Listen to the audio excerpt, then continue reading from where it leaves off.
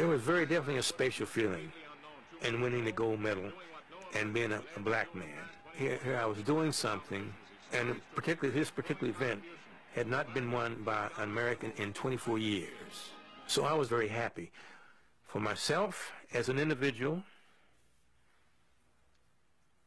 for my race, and for my country. You know, the fact of the matter was that blacks were being kept out of baseball, they were being kept out of football, and although I'm not sure how many people really believe this, one of the arguments was that, well, they might be faster, they might be stronger, but they don't play the game smart. You know, all of these, you know, ridiculous lies, but they were widely accepted.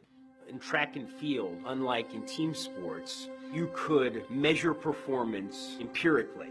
Jesse Owens is running a 9.9 100 yards. He's just faster than any white man on the planet, and you can't argue against that, and it would be foolish to try to argue it.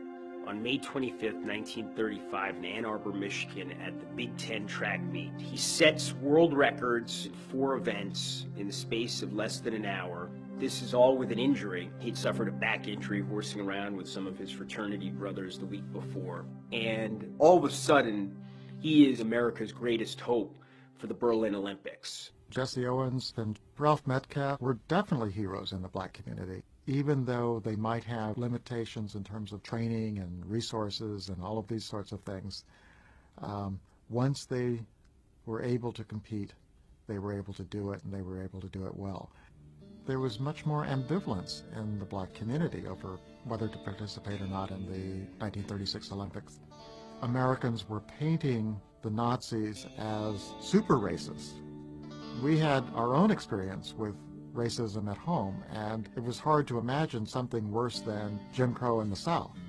That notion of American democracy versus Nazism was blurred a bit for African Americans.